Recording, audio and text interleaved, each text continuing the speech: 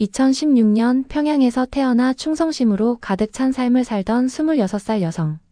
지연은 국가의 영광스러운 외화벌이 파견으로 캄보디아 프놈펜의 북한 식당에서 일하게 됩니다.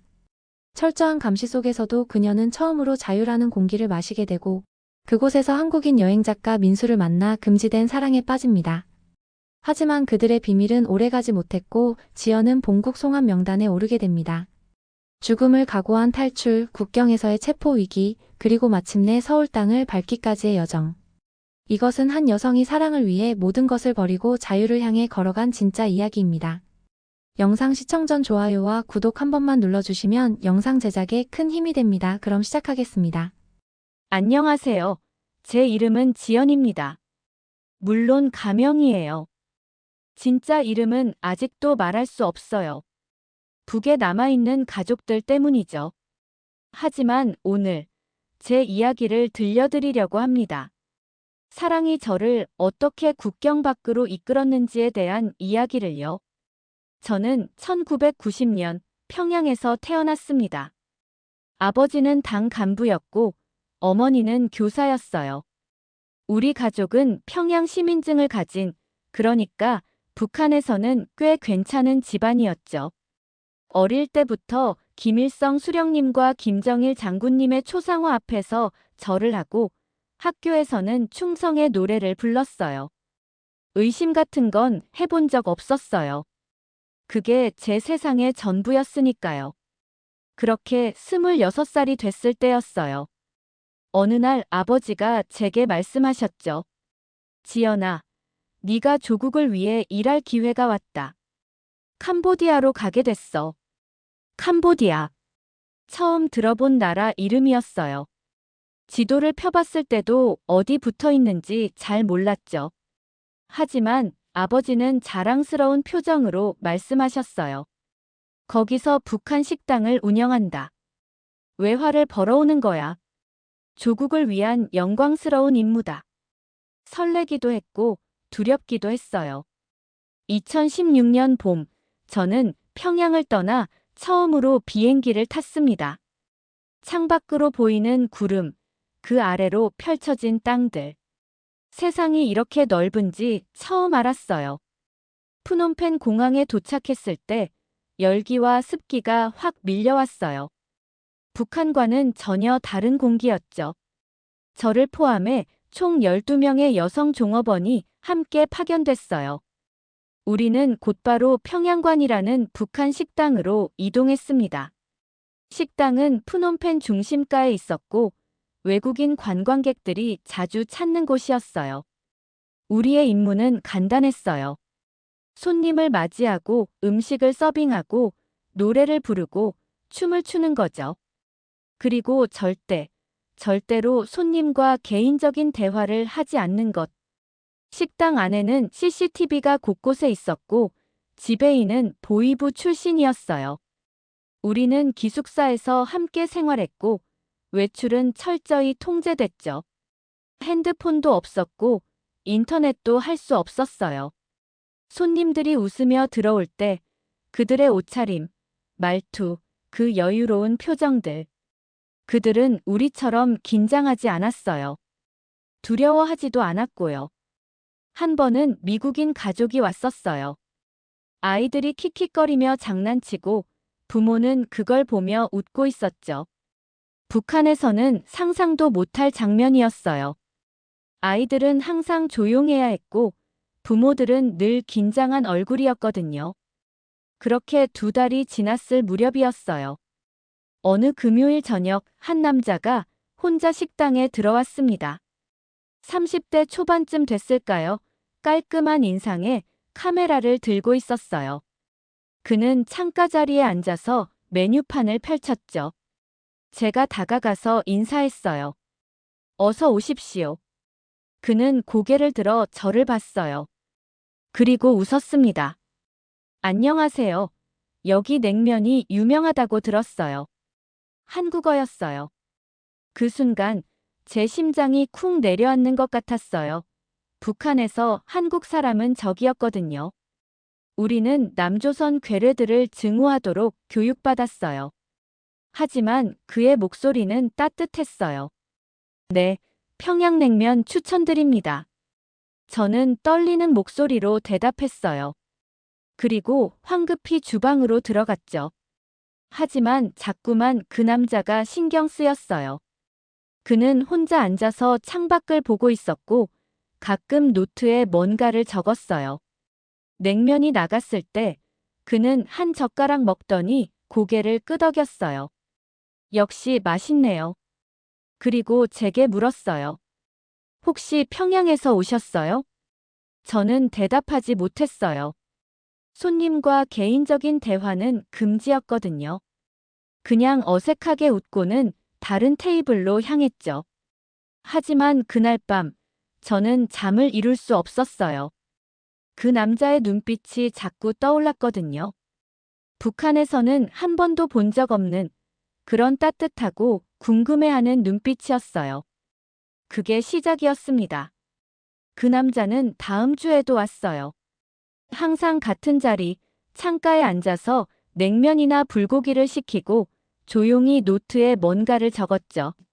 세 번째 방문했을 때 제가 물을 갖다 드리면서 물었어요. 무슨 글을 쓰세요? 규칙을 어긴 거였어요. 하지만 참을 수가 없었어요. 그는 놀란 듯 저를 쳐다봤어요. 그리고 살짝 웃으며 말했죠. 여행 기록이요. 저는 여행 작가거든요. 이름은 민수예요. 그 이름을 처음 들었을 때 왠지 제 입에서도 불러보고 싶었어요. 하지만 참았죠. 그냥 고개를 끄덕이고 돌아섰어요. 하지만 그는 저를 불렀어요. 잠깐만요. 혹시 이름이 뭐예요? 저는 사적인 대화를 할 수 없었습니다. 지배인이 보고 있었고 CCTV도 있었으니까요. 하지만 민수 씨는 계속 왔어요. 일주일에 두세 번씩. 그리고 어느 날 그는 냅킨에 뭔가를 적어서 제게 건넸어요. 떨어뜨리신 것 같아요. 저는 당황했지만 그걸 주머니에 넣었어요. 화장실에 가서 펼쳐봤을 때 거기엔 이렇게 적혀 있었어요. 당신이 궁금해요. 이야기 나누고 싶어요. 아무 부담 갖지 마세요. 이건 완전히 금지된 일이었어요. 외부인과 만나는 건 반역 행위나 다름없었죠. 적발되면 본국으로 송환되고 최악의 경우 정치범 수용소로 갈 수도 있었어요. 하지만 저는 대화를 해보고 싶었어요. 일요일이 됐어요. 다행히 그날은 오전에만 단체 회의가 있었고 오후에는 자유시간이었어요. 저는 동료에게 컨디션이 좋지 않아 먼저 가서 쉬겠다고 거짓말을 했어요. 그리고 몰래 건물 뒤쪽 창문으로 가 민수 씨랑 창문 너머로 대화를 했어요. 심장이 터질 것처럼 뛰었어요. 감시하는 사람은 없는지, 누가 보는 건 아닌지. 그는 환하게 웃었어요. 저는 아무 말도 못하고 그냥 서 있었죠.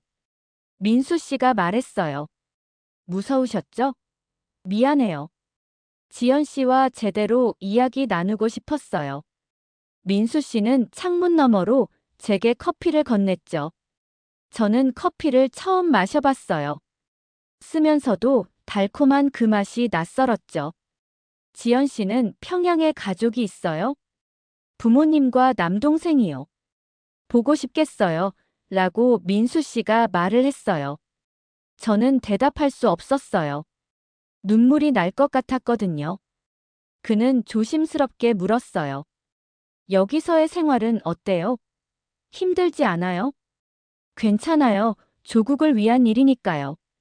제가 대답했지만 민수 씨는 제 눈을 가만히 들여다봤어요. 마치 제 마음속을 들여다보는 것 같았죠. 지연 씨, 저는 그냥 당신이 행복했으면 좋겠어요. 그 말에 저는 고개를 돌렸어요. 행복, 그게 뭔지 잘 모르겠었거든요. 저는 그냥 주어진 삶을 살았을 뿐이었어요. 그날 이후로 우리는 가끔 몰래 만나 대화를 했어요. 항상 조심해야 했죠. 민수 씨는 편지를 써서 식당 화장실 휴지통 밑에 숨겨뒀고 저는 그걸 꺼내서 읽었어요. 오늘 당신이 웃는 모습을 봤어요. 예뻤어요. 지연 씨, 언젠가 자유롭게 만날 수 있는 날이 올까요? 당신과 이야기할 때가 제 하루 중 가장 행복한 시간이에요. 그의 편지를 읽을 때마다 제 가슴은 뜨거워졌어요. 이게 사랑인가? 북한에서는 사랑도 국가가 정해줬어요. 당에서 인정한 사람과 결혼하고 가정을 꾸리는 거죠. 하지만 민수 씨와 함께 있을 때 저는 처음으로 제 마음이 뭘 원하는지 알게 됐어요. 하지만 행복은 오래가지 못했어요.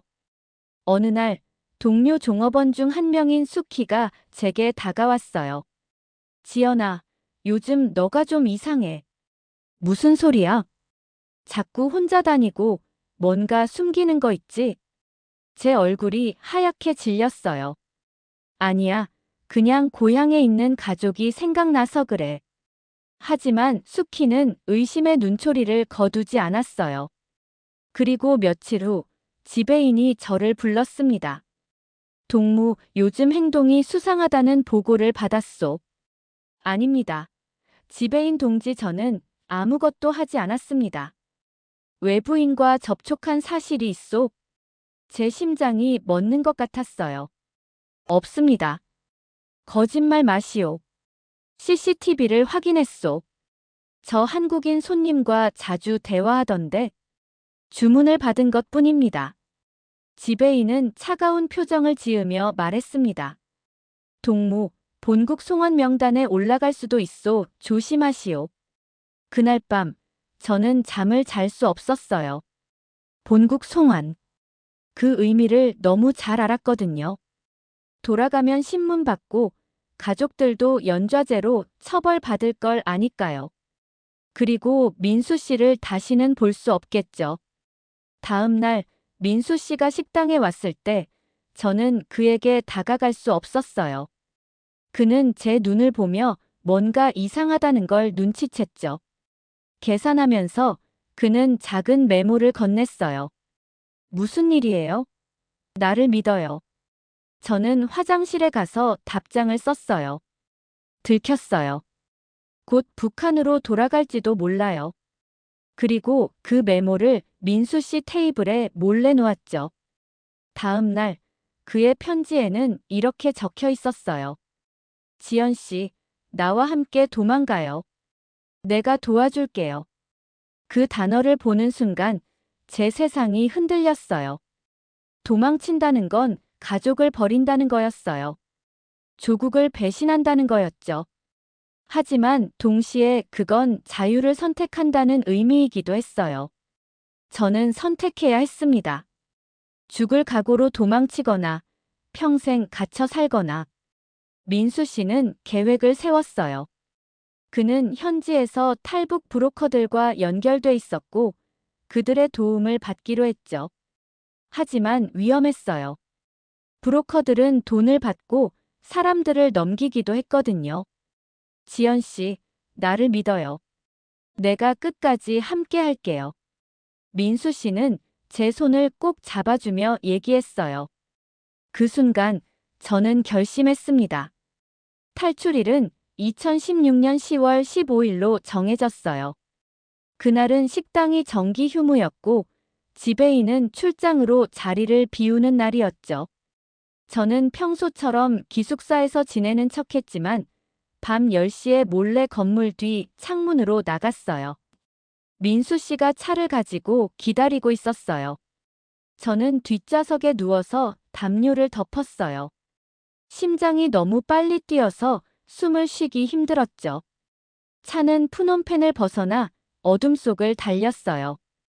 1시간쯤 지났을까요? 차가 멈췄어요. 그리고 민수 씨가 말했어요. 여기서 차를 바꿔 타야 해요. 우리는 작은 마을의 허름한 집으로 들어갔어요. 거기서 브로커를 만났죠. 40대쯤 되는 캄보디아 남자였어요.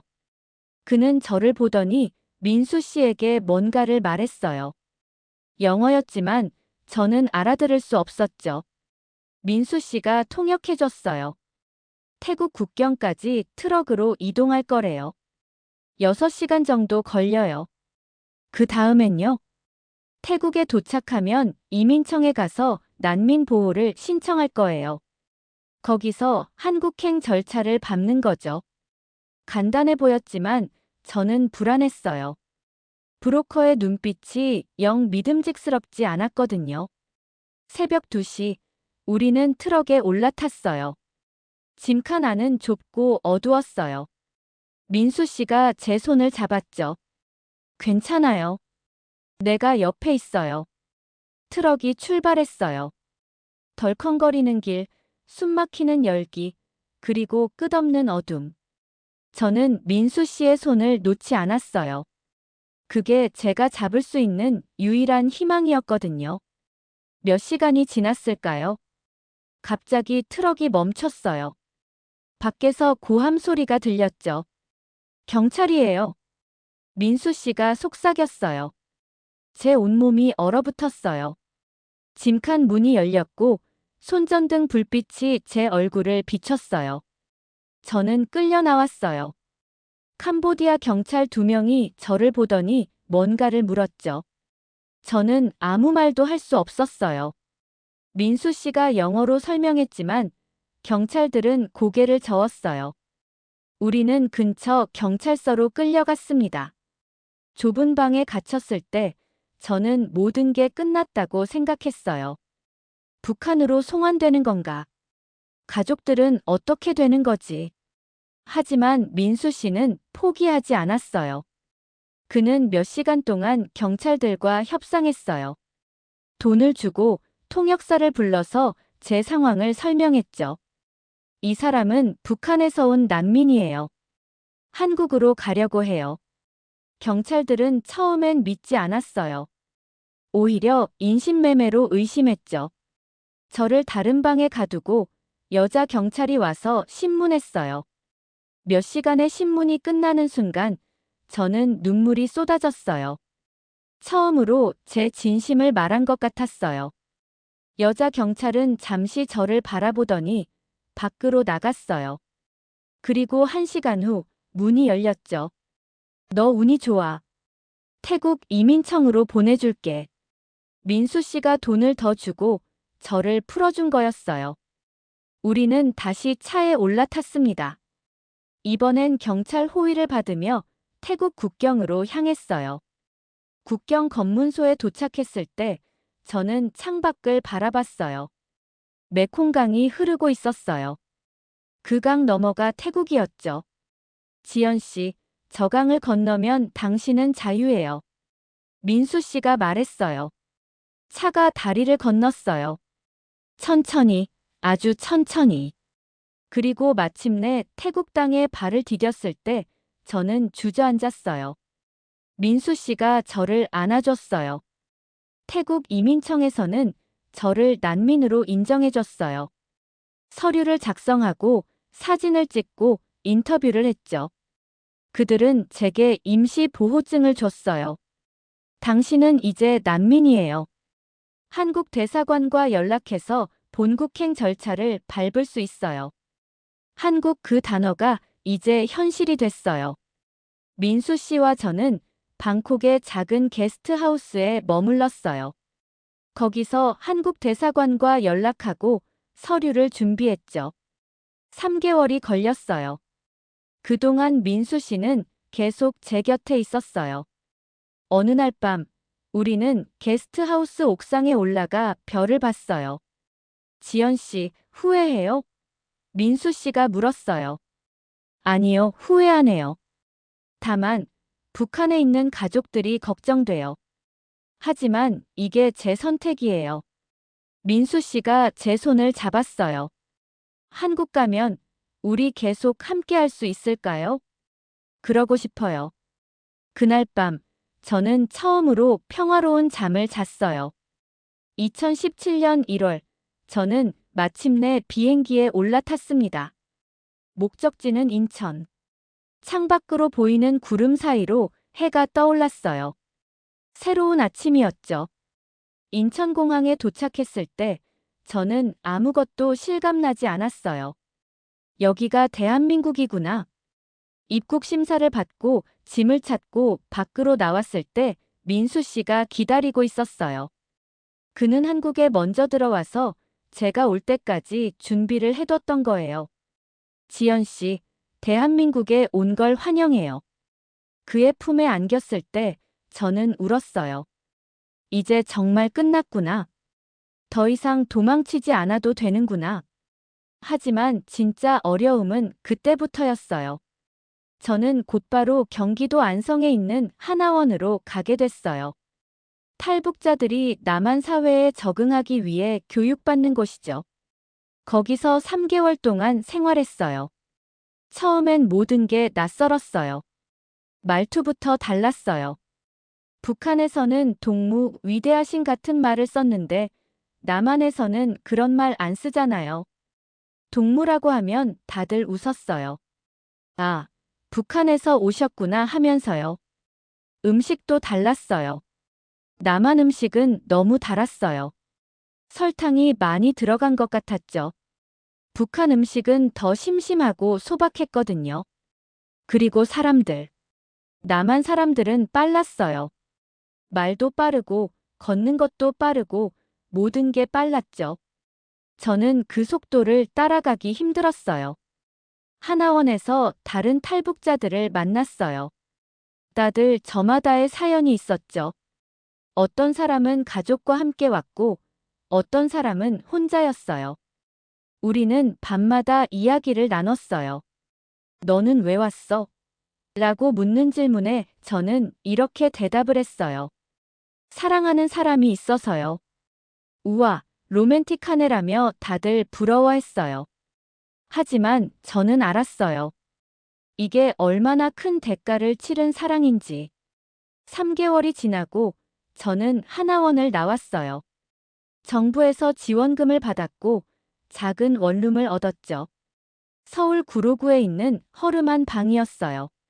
민수 씨가 처음 방에 왔을 때 그는 웃으며 말했어요. 여기가 우리의 시작이네요. 네. 여기서 새로 시작할 거예요. 저는 일자리를 찾기 시작했어요. 하지만 쉽지 않았어요. 북한 출신이라는 게 알려지면 사람들은 조심스러워 했거든요. 아, 북한에서 오셨어요? 그럼 컴퓨터 할 줄 아세요? 아니요, 할 줄 몰라요 라고 하면 그럼 좀 어렵겠네요 라며 거절당했어요. 몇 번의 면접 끝에 저는 작은 음식점에서 일하게 됐어요. 주방 보조였죠. 하루 8시간 최저 시급을 받았어요. 힘들었지만 저는 감사했어요. 내가 번 돈으로 내가 원하는 걸 살 수 있다니. 민수 씨는 계속 제 곁에 있었어요. 주말마다 만나서 서울 구경을 했죠. 남산타워, 경복궁, 한강. 모든 게 신기했어요. 한 번은 명동에 갔을 때 화장품 가게에서 립스틱을 봤어요. 민수 씨가 그걸 사줬어요. 선물이에요. 고마워요. 립스틱을 바르면서 저는 거울을 봤어요. 거기 비친 제 얼굴은 평양에서 보던 제 모습이 아니었어요. 새로운 저의 모습이었죠. 그렇게 6개월이 지났어요. 어느 토요일 오후 민수 씨가 저를 데리고 어디론가 갔어요. 어디 가요? 보면 알아요. 우리는 홍대 근처의 작은 건물 앞에 섰어요. 1층에 빈 가게가 있었죠. 여기 어때요? 뭐가요? 우리 식당 여기서 같이 식당하면 어때요? 제 심장이 뛰었어요. 식당요? 내 북한 음식을 파는 거예요. 지연 씨가 요리하고 제가 운영하는 거죠. 자유식당 어때요? 자유식당. 그 이름을 듣는 순간 저는 울었어요. 좋아요, 정말 좋아요.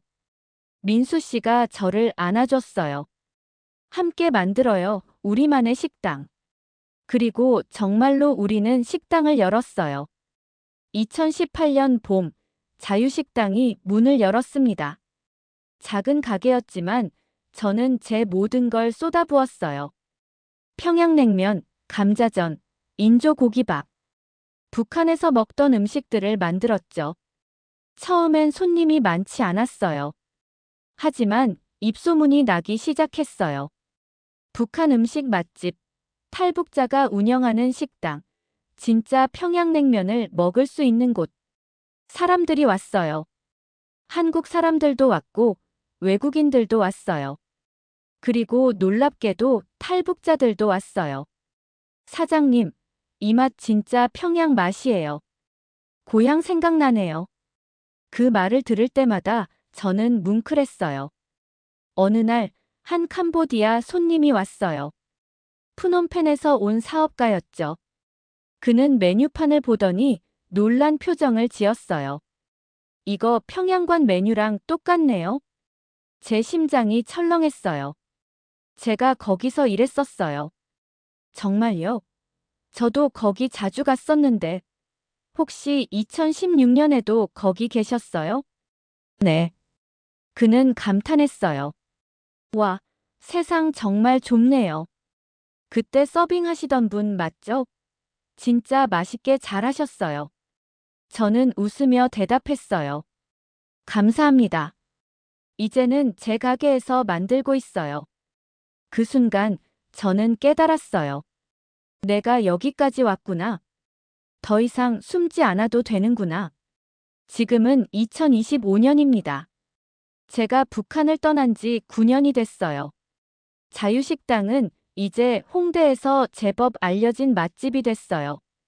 손님들이 줄을 서서 기다리고 예약이 밀려 있죠. 민수 씨와 저는 작년에 결혼했어요. 조촐한 결혼식이었지만 저는 행복했어요. 하객 중에는 하나원에서 만난 탈북자 친구들도 있었고 민수 씨의 가족도 있었죠. 시어머니가 제 손을 잡으며 말씀하셨어요. 고생 많았어. 이제 우리 가족이야라는 그 말에 저는 울었어요. 북에 남겨둔 가족은 여전히 보고 싶어요. 아버지, 어머니, 동생. 그들이 어떻게 지내는지 알 수 없어요. 아마 저 때문에 힘들었을 거예요. 그게 제일 마음 아파요. 하지만 저는 제 선택을 후회하지 않아요. 왜냐하면 여기서 저는 처음으로 나를 찾았거든요. 내가 원하는 걸 먹고, 입고, 말하고, 생각할 수 있어요. 두렵지 않아요. 가끔 손님들이 물어요. 탈북하기 무섭지 않았어요? 무서웠어요. 정말 많이. 어떤 사람들은 저를 배신자라고 할지도 몰라요. 조국을 버린 사람, 가족을 버린 사람이라고요. 하지만 저는 알아요. 사랑은 사람을 자유롭게 만든다는 걸. 그리고 자유는 무엇과도 바꿀 수 없다는 걸. 지금 이 순간, 저는 제 식당에서 냉면 육수를 끓이고 있어요. 창밖으로는 서울의 밤거리가 보이죠. 간판들이 반짝이고 사람들이 웃으며 걸어가요. 민수 씨가 주방에 들어와 제 어깨를 감싸 안아줬어요. 오늘도 수고했어요. 당신도요. 우리는 함께 웃어요. 그리고 저는 생각해요. 나는 도망친 게 아니라 사랑을 향해 걸어왔다. 그 사랑이 저를 살게 했어요. 그 사랑이 저를 자유롭게 했어요. 이제 저는 정말로 자유로워요.